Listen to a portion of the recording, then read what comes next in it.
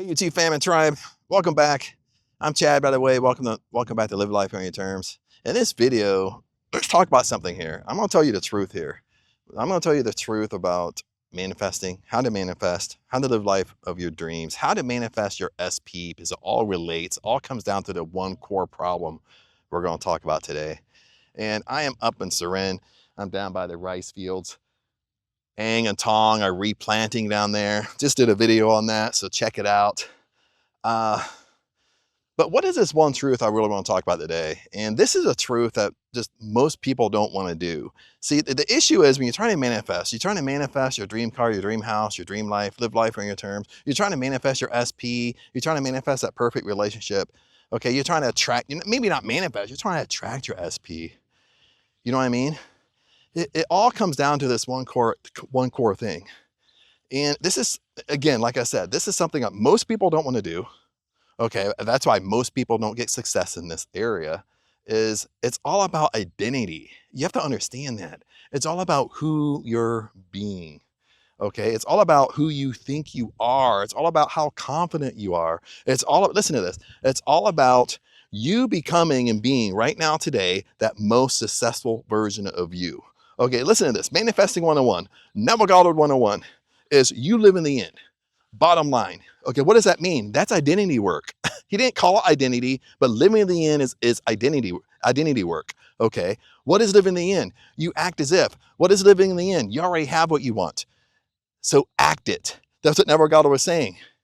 You already have what you want. So when you wake up in the morning, you carry yourself as if you already have what you want. You carry yourself as if you already have your SP.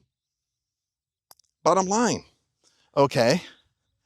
But one of the things what we have to work on, what I really kind of want to narrow down in this video, yes, it's identity work, but one of the things that come with this is being that most successful version of you is having frame, having standards and boundaries around your life. Now, lots of times people only talk about frame, standards, or boundaries around relationships.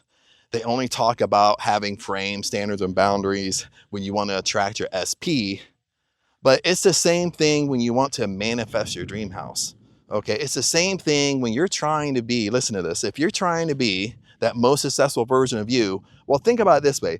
That most successful version of you is going to have frame, standards, or boundaries around every area of their life. Okay, and they're going to hold to it and stick to it. You get me on that. It's not just for relationships. It's not just for SP work. Okay, everything connects. Okay, this is the deal. If you don't have standards and boundaries around your life, well, you're going to have horrible relationships. You're not going to attract your SP, and on top of it, you're not going to attract your dream house, your dream car, that dream job. Okay, that's what you have to understand. Okay, now granted, let me give you some examples. If you're trying to manifest your SP, you're super obsessed with trying to manifest them. Okay, maybe you already know them, maybe they're already in your life somewhat, or they know of you, but you're super obsessed with them. Okay, that's where frame, standards, and boundaries come in. Okay, what's frame, standards, and boundaries? The basics to this, guys, listen to this, is you have your own life. Okay, that's your frame, standards, or boundaries. You have your own life. You're putting a dent in the universe. You got goals and aspirations that you want to achieve in your life, and you don't give that up in order to make somebody else happy. You don't give that up to think it pleases somebody else so you can manipulate somebody else to like you. Okay? It might work a tiny little bit in the beginning, but 100% once somebody hangs out with you, they're going to get tired of you. They're going to get tired of you being obsessive. They're going to look at you like you're a flipping nerd because you got nothing else going on in your life except them, okay? Because you've given up all your friends, you've given up your hobbies. You get me on that? Okay, that's what I mean. You got to put a dent in the universe. You still have your life. You still have your friends you hang out with. You still have your hobbies, okay, that you like to do. And it comes down, I mean, and standards or boundaries or something like this is, for example, now Ang and I live together, okay, so it's a little bit different, but it's not. If I already make plans, okay, let's say to hang out with my best friend from college, Brian, and then Ann calls me and says, hey, you want to hang out tonight? You want to go out to dinner? Well, I'm going to say no, because I'm going to say, well, no, because I already made plans for Brian.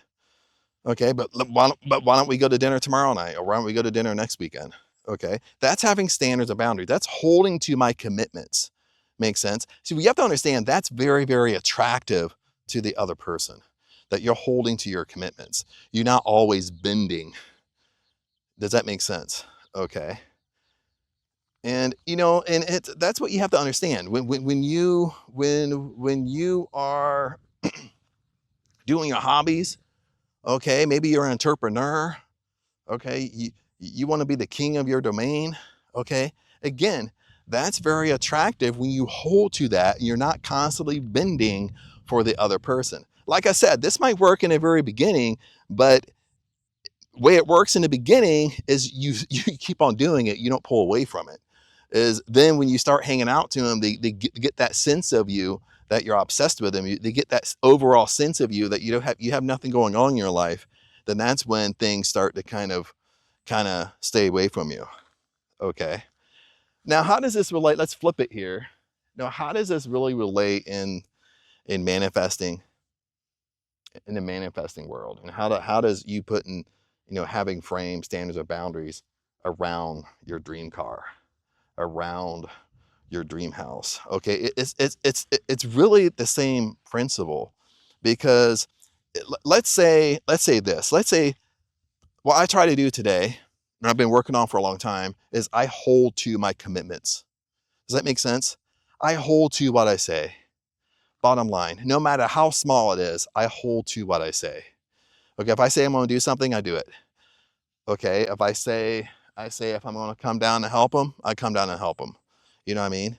If I say, Tong asked me a few months ago, he really wanted me to come up and film him doing the rice. And, I'll stick the couple videos I filmed him planting the rice. I actually came and did it. I said I was going to do it. I actually came and did it. Even if I didn't feel like it at that point, I still held to my commitment because I said I was going to do it. Okay, many of you out there, and I used to be this too, we're all human. We fall in the trap. Okay. From time to time, we don't do what we say. We try to get out of it. We try to manipulate. We try to lie our way through it, But most of you out there, a lot of you out there, are just doing this way overboard. Okay, you think you can manipulate the universe. You can listen to this. You can manipulate other people, but you cannot manipulate the universe. You cannot manipulate your subconscious mind. And this is the key point I want to point out here, is that when you hold to your commitments, what you're really communicating is you're communicating it to yourself. You're communicating it to your own subconscious mind. You're telling your subconscious mind that when I say I'm going to do something, I always do it. I'll always stick to my commitments. But see, what that communicates to your subconscious mind is Chad always does what he says. Chad always gets what he wants. And when you do this stuff long enough, my friends, what happens is a direct connection is when I say I want my dream house, my subconscious mind says, well, Chad wants his dream house. You better work on this. Because when Chad says something, he always does it. He always gets what he wants. Okay, this seems far-fetched. You might sit there and say, well, Chad, I don't believe you. Okay, Chad, you're talking hocus pocus. But this is exactly how frame standards or boundaries work around your whole life, how it works in manifesting, because you're communicating to your subconscious mind exactly who you are. And your subconscious mind is like the mirror principle. It's just a self-reflection of exactly who you are. Deep down, the secret you, all your secret thoughts you complain about all day long, that's what you see in your 3D world. Okay. Now, standards and boundaries could be something like, I'm just talking about my own life, okay? It's I'm not the master of you, I'm the master of Chad, I'm the master of myself, okay? And you should be the same way. You should be the master of yourself, okay? It's like when I was growing up, and this took me a long time, I'm still working on this, okay? But I'm getting better and better and better every day. I was very, very indecisive. I took forever to make decisions, or decisions were made for me because I took forever to make decisions. You get me on that? But would that most successful version of yourself, would that most successful version of me be indecisive?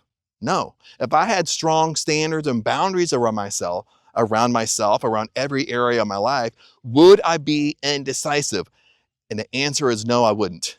See, the stronger you have standards or boundaries, the stronger you know what your boundaries are. Okay, when I know what my standards and boundaries are around my whole life, around what I'm going to put up with, around like how far I'm going to let people go before I say stop. You know what I mean? Again, that's going to help me become way more decisive, way more on knowing exactly what I want. Listen to this. Look at the direct correlation here is if you have no standards and boundaries in your life, okay, and that means when someone crosses your boundaries, you don't confront them. You just keep on backing up until I fall off in the water here. See, the direct correlation here is that when you have no standards and boundaries, you don't know what they are. You don't uphold them. Well, when you try to manifest and you try to set an intention, well, your intention is weak because you don't hold to anything. You don't know exactly what you want because you don't even know at all what the hell your standards and boundaries are around your life. You get me? Everything connects. Okay, we don't live compartmentalized. You know, if your life is a great big giant pie here, and I cut it in great many slices, guess what? Who I am in one area of my life is who I am in every single area. I'm not a different person in different areas of my life. I'm the same fucking person. You have to understand that, and so are you. Okay, so you have to see the direct correlation. If I don't have standards and boundaries around my life, when I ask you what your standards and boundaries are, you can't answer them, okay? Or there's another group is you know what your standards or boundaries are, but you don't enforce them. Okay, that's like saying you know what your attention is, you know what you want, but you don't stick to it long enough in order for you to get to it, in order for it to come into your life. You get me? This is how all this stuff works. Because that, again, coming back to identity and wrapping this up, because I don't want to stay too long in this video, wrapping this video up, it's all about identity work. Okay, now identity is plain and simple. You want to become that most successful version of you. And in this video, that most successful version of you is going to behave in a way that they already live the life that you want. They already have exactly what you want. And if it's SP, they already have their SP. And to behave that way, they act that way. They already have standards and boundaries and frame around their life. And they know exactly what that is. They know exactly what their standards and boundaries are. And in an SP world, what that means is I know exactly what they are. Now, if someone crosses them, it's like, whoa, whoa. You don't behave that way. Okay, I show you respect. I take it that you show me respect. Okay, now if that person can't respect that, then boom, I'm done. Okay, they crossed the boundary, they showed respect, and they keep on crossing the boundary. I'm not going to stick around, baby. And the most successful version of you isn't going to stick around either, if I could speak. But other than that, my friends, I just want to share that little rant with you. I was actually up here checking on Ang and Tong. They're replanting for the rice. This is all the rice fields right here. It goes way down kind of beyond that tree. You see that tree right there? Another rye of rice beyond that. And you can kind of, I don't know, yeah, you can kind of see them down there, like kind of right there. But way down by the trees, way down there is where everything starts. So they're doing a replanting right now. What that means is like they come in and they start replanting where the weak areas are, where the rice isn't growing very good or growing very thick. They start doing the replanting to make sure everything looks beautiful. But they'll probably end up doing that today and tomorrow. It's probably a 2-day job. I just came up here, check on them, bring them some water, all that jazz. And wanted to share this video with you, share that thought. Other than that, YouTube fam, tribe, remember, if you want to be part of the tribe, the link is in the description. If you want to work with me, the link is in the description again. And remember, I love you guys, and I'll see you in the next video.